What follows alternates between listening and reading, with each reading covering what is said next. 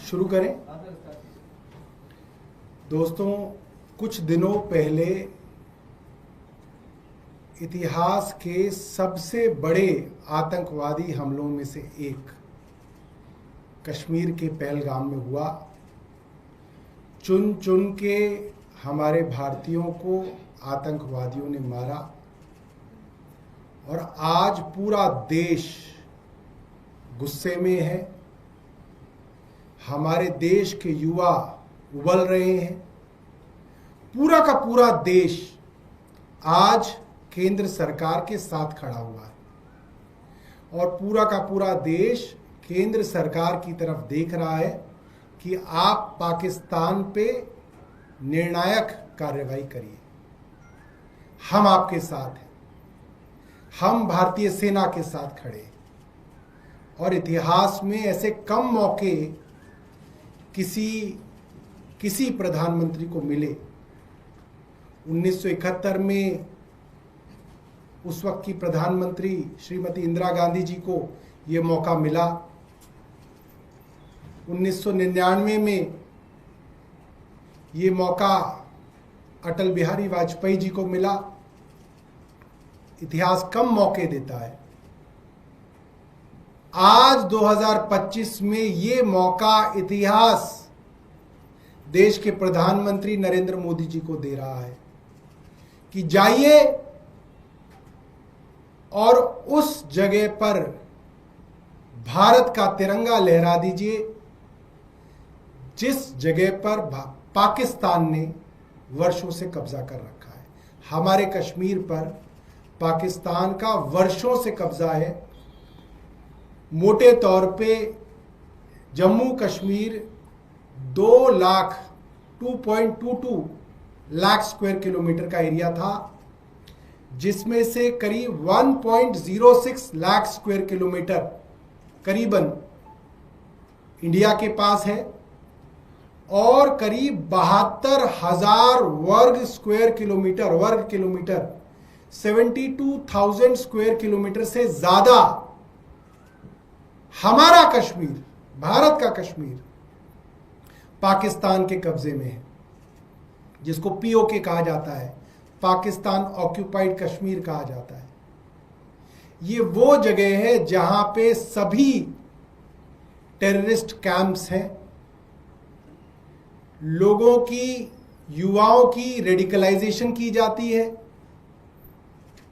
Training दी जाती है।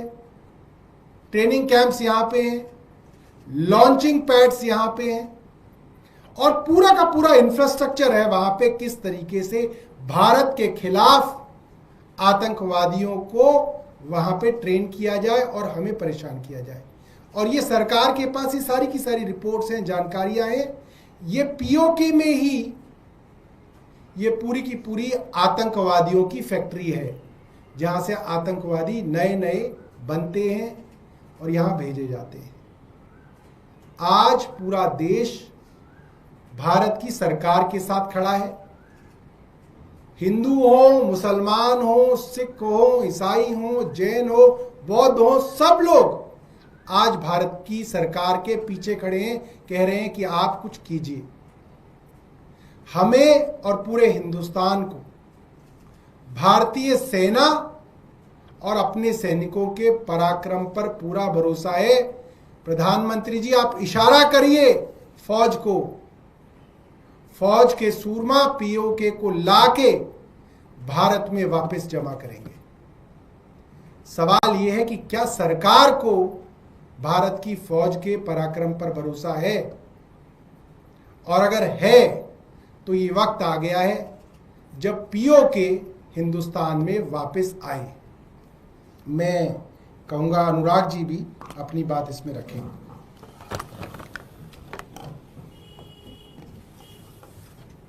जैसा सौरभ जी ने अभी कहा कि देश के लोगों का इस वक्त ये मन है, इस वक्त पूरे देश में एक आम राय है कि पाकिस्तान के खिलाफ जो कार्रवाई हो वो निर्णायक हो। इससे पहले भी कई बार ऐसा हुआ है कि पाकिस्तान ने हमें आंख दिखाने की कोशिश की, हमारी धरती पर आतंकी घटनाओं को अंजाम दिया, और उस समय की सरकारों ने पलटवार करते हुए, जिसका सबसे ताजा उदाहरण आप, जब इससे पहले पुलवामा में जब आतंकी घटना को अंजाम दिया गया था तो भारत की सरकार ने मुंहतोड़ जवाब पाकिस्तान को दिया और वहां के एक आतंकी कैंप को नष्ट किया गया। लेकिन उसके बावजूद आप देखिए, पाकिस्तान ऑक्यूपाइड कश्मीर का इस्तेमाल कर करके दोबारा से आतंकियों को खड़ा किया जाता है, दोबारा उन कैंपों को बना लिया जाता है, दोबारा लॉन्चिंग पैड्स को तैयार कर लिया जाता है। इसका सीधा सा उदाहरण यह है कि अगर आपको मच्छर खत्म करने हैं तो मच्छर मारने से काम नहीं चलेगा। जहां से मच्छर पैदा हो रहे हैं उस जगह को साफ करना पड़ेगा, उस जगह को अपनी मिल्कियत में लेना पड़ेगा, अपने काबू में लेना पड़ेगा। इसलिए आज पूरे देश का जिस तरीके की घटना, जिस तरीके की कोशिश देश को धार्मिक आधार पर बांटने की आतंकियों ने की, जिस तरीके की आतंकी घटना को अंजाम दिया, उसके बाद पूरा देश एक राय है कि पीओके को निर्णायक तौर पर भारत में वापस लेना चाहिए। यह उसके लिए बिल्कुल सही समय है, क्योंकि इसके बाद भारत प्रगति जिस तरीके से आगे बढ़ने का क्रम जारी है भारत का, उस क्रम में रुकावट आतंकी पैदा न कर पाए, इस तरीके की आतंकी घटनाएं न कर पाए। इसके लिए बहुत जरूरी है कि भारत सरकार एक इंस्ट्रक्शंस क्लियर कट, कल हमने सुना कि यह कहा गया कि खुली छूट सेना को दे दी गई है। सेना तो पूरी तरह से तैयार है, सैनिकों के पराक्रम पर, सेना के पराक्रम पर पूरे देश को पूरा भरोसा है। हमने पहले भी मुंहतोड़ जवाब दिया है, लेकिन सरकार से इस वक्त निर्णय की जरूरत है, राजनीतिक इच्छा शक्ति की जरूरत है। सरकार की तरफ से क्लियर इंस्ट्रक्शन सेना को अगर मिले तो सेना पीओके को वापस भारत में शामिल करा सकती है। पीओके का हमारा जो धोखे से लिया हुआ, क्योंकि एक सेशन में तो पूरा का पूरा जम्मू कश्मीर भारत के साथ आया था, पूरा जम्मू कश्मीर राज्य भारत के साथ शामिल हुआ था, लेकिन उसको धोखे से पाकिस्तान ने जो कब्जा किया, आज ये सही मौका है। पीओके को भी वापस लेना चाहिए और आतंकियों की समस्या को भी पूरी तरह जड़ से खत्म कर देना चाहिए। जब उनका ब्रीडिंग ग्राउंड ही नहीं बचेगा तो फिर आतंकी पैदा होने भी बंद हो जाएंगे। ये निर्णय अब सरकार को लेना है कि उनकी राजनीतिक इच्छा शक्ति किस तरीके की है। इससे पहले श्रीमती इंदिरा गांधी जी ने राजनीतिक इच्छा शक्ति दिखाई थी, वाजपेयी जी ने यह कहा था कि शांति, हम लोग कोशिश कर सकते हैं शांति के लिए, पूरी दुनिया ने देखा है, और अब शक्ति, हमारी शक्ति का प्रदर्शन भी पूरी दुनिया देखेगी, और उन्होंने भी वो राजनीतिक निर्णय लिया। आज पूरा देश ये उम्मीद कर रहा है कि मौजूदा सरकार एक कठोर निर्णय ले, एक मजबूत निर्णय ले, अपनी राजनीतिक इच्छा शक्ति दिखाए और भारतीयों का जिस पीओके पर हक है उस पीओके को वापस लेकर के आए। आपके कोई प्रश्न है तो आप पूछ सकते हैं। लगातार मीटिंग्स का दौर जारी है। कल जो प्रधानमंत्री की मीटिंग हुई थी, तो अभी क्योंकि अंदर की खबरें नहीं आ रही कि क्या रणनीति होगी, तो आप लोगों को क्यों ऐसा लगता है कि पीओके पे ही कार्रवाई करनी चाहिए? देखिए, मीटिंग्स का दौर चल रहा है, स्ट्रेटेजिक मीटिंग्स हैं, सारी चीजें अपनी जगह पर सही हैं, लेकिन लोगों की मानसिकता को भी समझने की जरूरत है। पूरा देश इस वक्त क्या सोच रहा है? पूरा देश इसी उहापोह में है कि हमने पहले भी जवाब दिया है, हम खुद से ज्यादा नुकसान पाकिस्तान का कर सकते हैं, बहुत ज्यादा नुकसान कर सकते हैं, हमारी सेना के अंदर वो ताकत है। लेकिन उसके बाद क्या? पहले भी जब इस तरीके का जवाब दिया गया, क्या उसके बाद आतंकवाद पूरी तरह से समाप्त हो गया? क्या पाकिस्तान ने पाक ऑक्यूपाइड कश्मीर में लॉन्चिंग पैड्स बनाने, ट्रेनिंग कैंप्स बनाने बंद कर दिए? इस समस्या का एक पुख्ता समाधान होना चाहिए।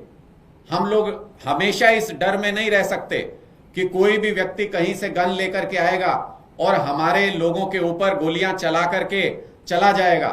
ऐसा मुमकिन नहीं है। इसलिए पूरे भारतवर्ष की एक एक व्यक्ति की इस वक्त ये इच्छा है कि पाक ऑक्यूपाइड कश्मीर को ही वापस लाना चाहिए, तभी इस समस्या का निर्णायक समाधान हो सकता है। देखिए, आप जो बात कर रहे हैं, जो एक्सपर्ट्स का मानना है कि विदाउट वॉर पीओके लाना संभव नहीं है, क्योंकि उसके लिए आपको ग्राउंड ट्रूप्स भी उतारने पड़ेंगे, आपको युद्ध जमीन पर लड़ना पड़ेगा। तो आप इस तरीके से कह रहे हैं कि आम आदमी पार्टी युद्ध की मांग कर रही है कि युद्ध अब पाकिस्तान से छेड़ देना चाहिए। देखिए, हम बहुत सीधी सी बात कर रहे हैं कि उस ब्रीडिंग ग्राउंड को खत्म करना है जहां पे ये मच्छर पैदा होते हैं। इन मच्छरों का अंतिम इलाज तभी हो सकता है जब वो ब्रीडिंग ग्राउंड खत्म होगा, और वो ब्रीडिंग ग्राउंड तब खत्म होगा जब उसको हम अपने कब्जे में लेकर के, हम जिस तरह से हमने जम्मू कश्मीर को, जो हमारे हिस्से वाला जम्मू कश्मीर है, उसको जिस तरीके से प्रॉस्परस बनाया है, जैसे वहां पर पर्यटक दुनिया भर से घूमने के लिए आते हैं, जब पीओके भी हमारे पास होगा, हम उसको भी जब डेवलप करेंगे, वहां के लोगों के लिए भी रोजगार की व्यवस्था होगी, तब वहां पर शांति बहाली होगी, तब वहां पर आतंकी पैदा होने बंद होंगे। इसलिए हम लोग ये मांग कर रहे हैं कि समस्या को अगर जड़ से खत्म एक बार कर दिया जाए, वो ज्यादा सही होता है, बजाय इसके कि नासूर को हम लगातार झेलते रहें और बार बार इस तरीके की आतंकी गतिविधियां होती रहें।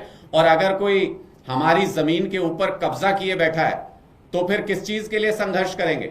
हमारी मातृभूमि के ऊपर कोई कब्जा किए बैठा है इतने लंबे समय से, और आप कह रहे हैं कि उसके लिए हमें क्या करना पड़ेगा, बड़ा निर्णय लेना पड़ेगा, क्या करना पड़ेगा? इस वक्त पूरे देश की मानवीय की हैसियत, पूरे देश की मानवीय दशा यह है कि किसी भी हालत में पाकिस्तान ऑक्यूपाइड कश्मीर को वापस लीजिए, एक निर्णायक फैसला लीजिए और पाकिस्तान को सबक सिखाइए। आज एसीपी ने मनीष सिसोदिया, सचिन जैन के खिलाफ एफआईआर, ये जो क्लासरूम का मामला है उसको, देखिए, हमें ऐसा लगता है कि भारतीय जनता पार्टी की सरकार कुछ अपना काम तो कर नहीं सकती है, और जिस तरीके से मनीष सिसोदिया जी पर और हमारे बाकी लीडर्स के ऊपर केस दर्ज किए जाते हैं, मुझे तो लगता है कि अब एक केस ये भी दर्ज होगा कि मनीष सिसोदिया जी सरकारी कुर्सी पे क्यों बैठे थे। मनीष सिसोदिया जी वहां कॉमा और फुल स्टॉप लगाना उस कागज में क्यों भूल गए, इसके ऊपर भी एक एफआईआर दर्ज होगी। तो इनको 5 साल तक भारतीय जनता पार्टी की सरकार को कोई काम नहीं करना है, इनको बस यही ड्रामेबाजी करनी है। कभी इस मामले पे केस दर्ज कर दिया, कभी उस मामले पे केस दर्ज कर दिया। मैं फिर से कहता हूं, यह महज इत्तेफाक नहीं हो सकता है कि दुर्गेश पाठक जी को गुजरात का सह प्रभारी बनाया गया, उनके खिलाफ एफआईआर दर्ज हो जाती है, उनके घर पे रेड हो जाती है। मनीष सिसोदिया जी को, सत्येंद्र जैन जी को पंजाब का प्रभारी और सह प्रभारी बनाया जाता है, और उनके ऊपर नए सिरे से एफआईआर दर्ज हो जाती है। ये पूरी तरह से पॉलिटिकल मामला है, ये पूरी तरह से दबाव डालने की, डराने का प्रयास है। लेकिन इन लोगों को इतना समझ आ जाना चाहिए कि आम आदमी पार्टी के नेता इनकी इन गीदड़ भभकियों से, इन केस से, इन ईडी सीबीआई से नहीं डरते। सर, एक सवाल है कि हरियाणा की सरकार ने आरोप लगाया पंजाब की सरकार पे कि पानी नहीं दे रही है, पानी नहीं छोड़ रहा है, जबकि पंजाब सरकार कहना है कि हमने अपने हिस्से का पानी छोड़ा है। मुझे लगता है कि उसका जवाब चंडीगढ़ में दिया जा रहा है, वहां पे पंजाब और हरियाणा सरकार के बीच का मामला है, पंजाब सरकार उसको क्लैरिफाई करेगी। बहुत बढ़िया।